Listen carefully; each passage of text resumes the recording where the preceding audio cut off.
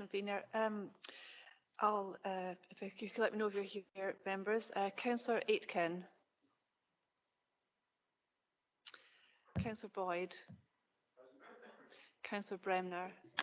Mitchell. Councillor Campbell Sinclair. Councillor Christie. Mike Hayes. Or is it John Gibson is here? Thank you. Councillor Green.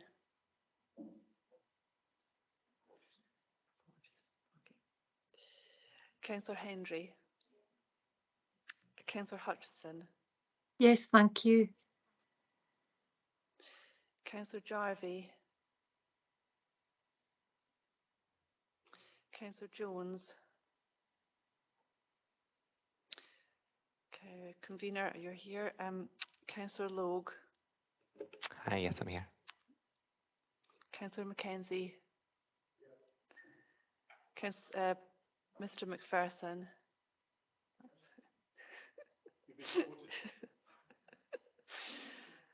Councillor Monroe. Michelle. I have apologies from Councillor Reid, and Councillor Fraser is substituting. Thank you. Councillor Robertson. Councillor Saggers. Isn't here. And Councillor Smith. Thank you. That's everybody.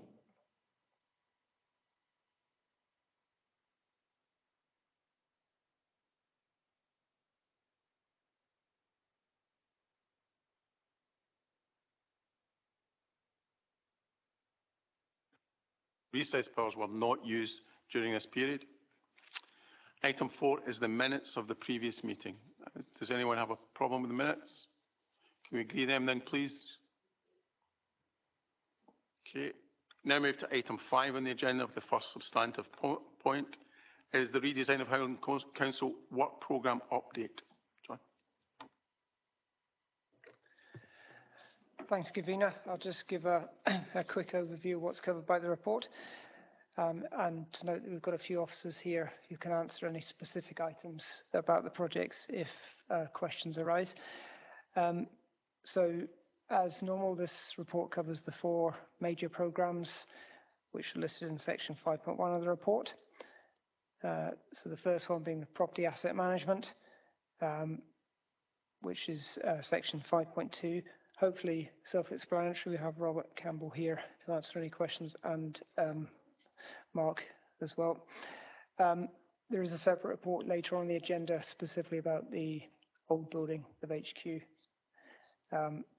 So I guess any questions relating to that we can cover in the separate item.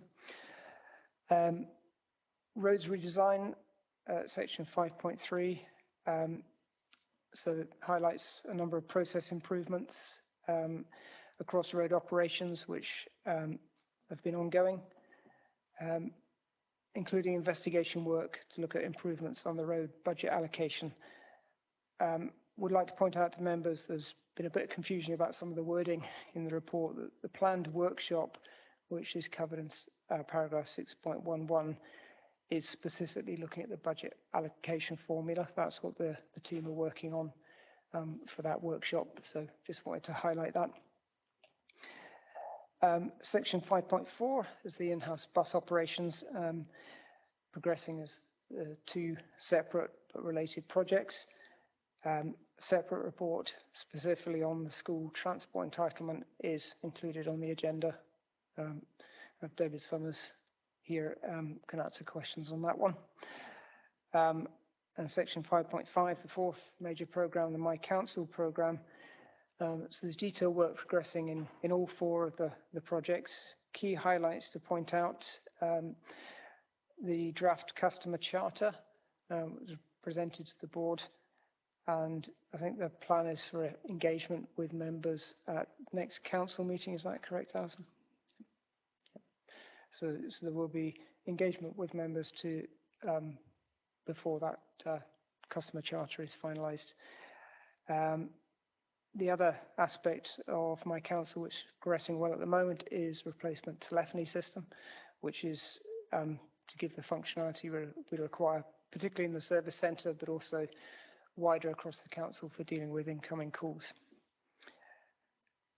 Section 6 covers the member workshops. So at the time the report was written, community support and engagement workshop had not taken place. It has clearly now taken place, and there's a report on that later in the agenda. And finally, section 7 on employability, noting that a consultant has been appointed to take forward this work. So at the last meeting, I think we were still to go out and procure that service, but that is now in place. So that's a brief overview, convener. I'm happy to take questions.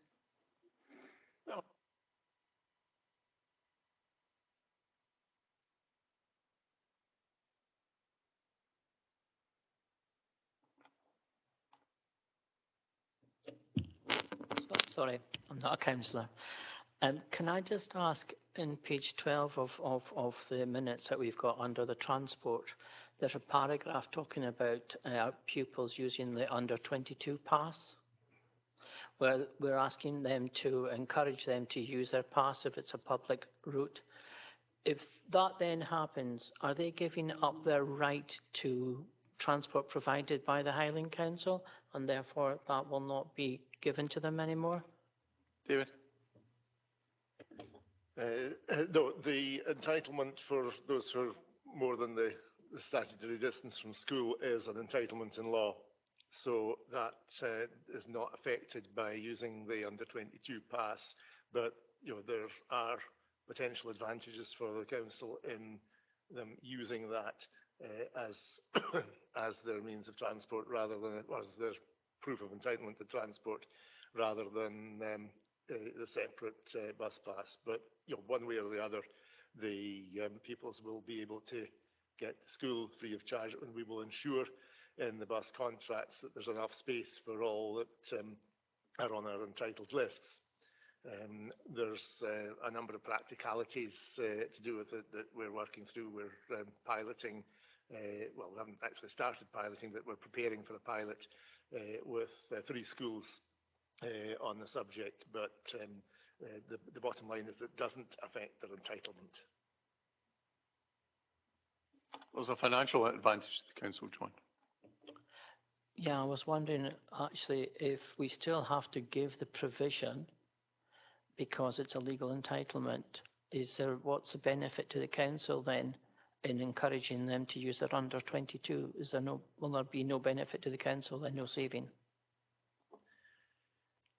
2 of the schools that we've chosen for the pilot are Portree High School and Inverness Royal Academy. And the reason for these is that the bus routes to Inverness Royal Academy are operated by the council's in-house bus service. So reimbursement for the under 22 cards automatically comes back to the council. And at Portree, the contract that we have with Stagecoach, which is different from the contracts we have elsewhere, also has the revenue returning to the council as part of the contract conditions. So if you were to go as a public passenger, pay a fare between Portree and Dunvegan, that money would be refunded would be repaid to us through the contract. So that's a direct financial advantage in these 2 schools. For others, it would be a matter for contract negotiation, and with this being a public forum, I don't want to go into any more detail than that, but it would be something to discuss with contractors. Any other questions, members? No? Okay, thanks, John. Members, you're just asked to note items 1 and 2, so agree that, please. You've noted them. Item 6 is the Home to School Transport Entitlement Review. I don't intend to have any presentation, but I'm sure you'll have some questions. So, members, questions, please.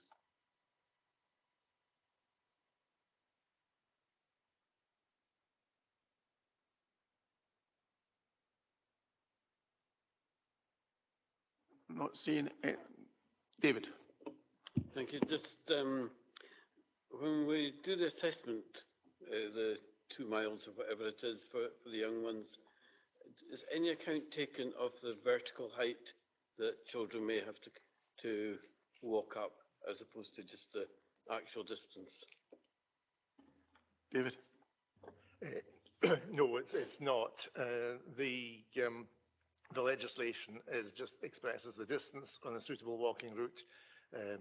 I've never had a case where we've been assessing suitability of routes where gradient has been a factor.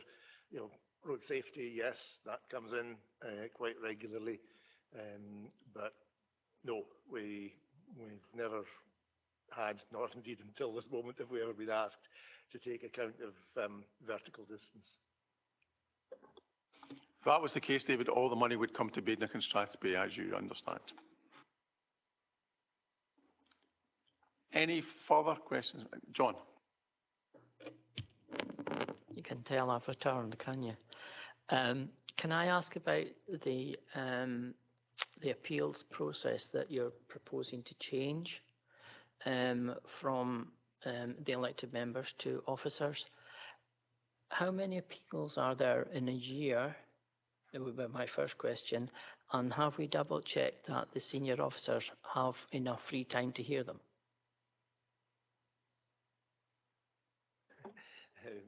Back to me, thanks, convener.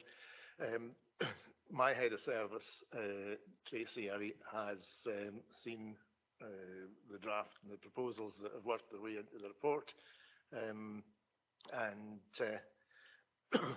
we've. I'm going to refer to Lucy here. Lucy Burnside is my project officer working on this. Have you? I can't remember how much you've got into that with education, but. Yeah, we've had discussions with the head of resource from Education and Learning, who is fully supportive of the move to that composition of the review panel.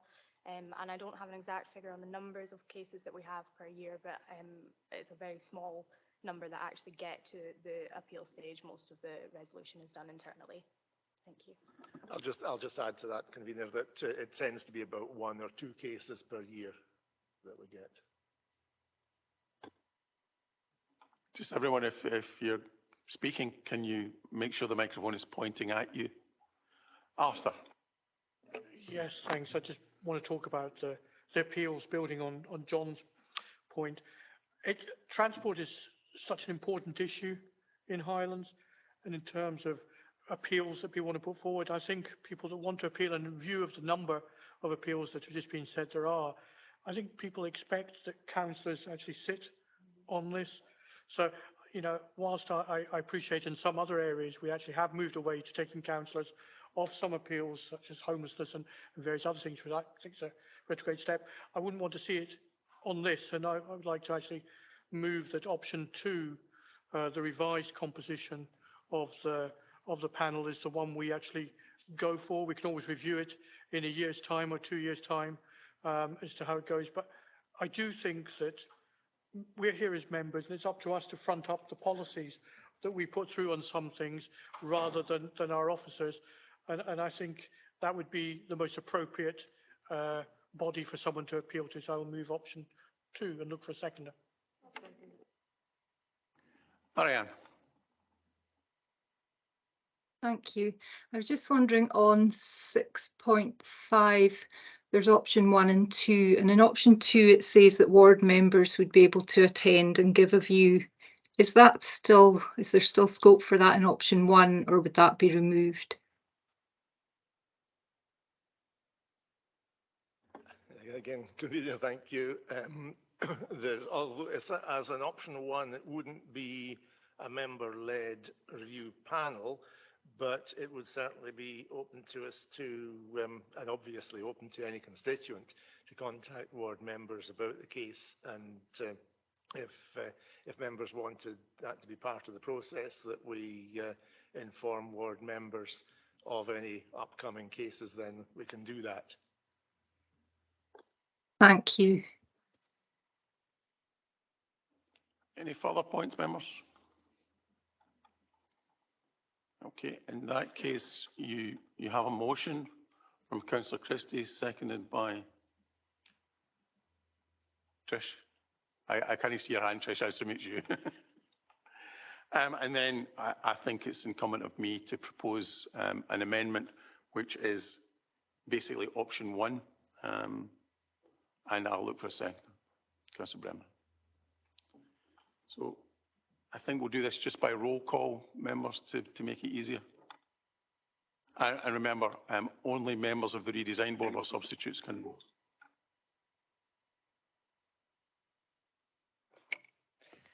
Members, we have a motion by Councillor Christie, seconded by Councillor Robertson for option 2, and an amendment by the convener, seconded by Councillor Bremner for option 1. So if you could just let me know whether you want to vote for the motion or the amendment or abstain. Councillor Aitken, if he's here. Councillor Boyd. Councillor Bremner. Amendment. Councillor Campbell Sinclair. Councillor Christie. John Gibson. I think actually I'm a non-voting member of the board. Oh, sorry about that. Thank you. Councillor Green, I believe, is absent. Councillor Hendry. Amendment, please. Councillor Hutchinson. The amendment, please. Councillor Jarvie. A motion, please. Councillor Jones. The amendment, please. Convener. Amendment. Councillor Logue. Motion, please. Councillor Mackenzie. Amendment.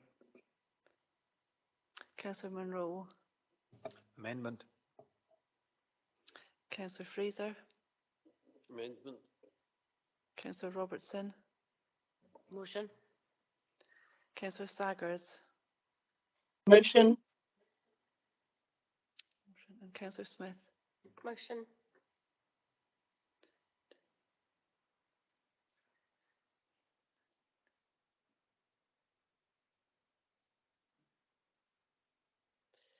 So we have 5 votes for the motion and 9 votes for the amendment.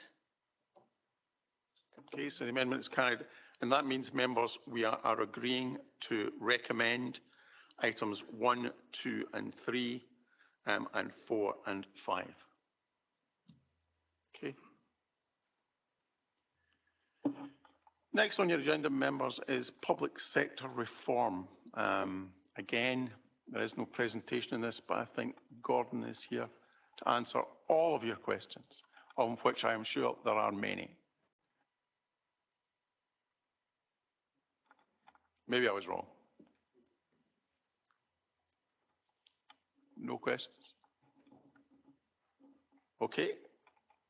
You're asked to note the update, consider the 3 competencies to develop views and what asks the Council should make of Scottish Government, consider how members could help facilitate individual and community engagement, and agree to hold a member workshop to take this workstream forward.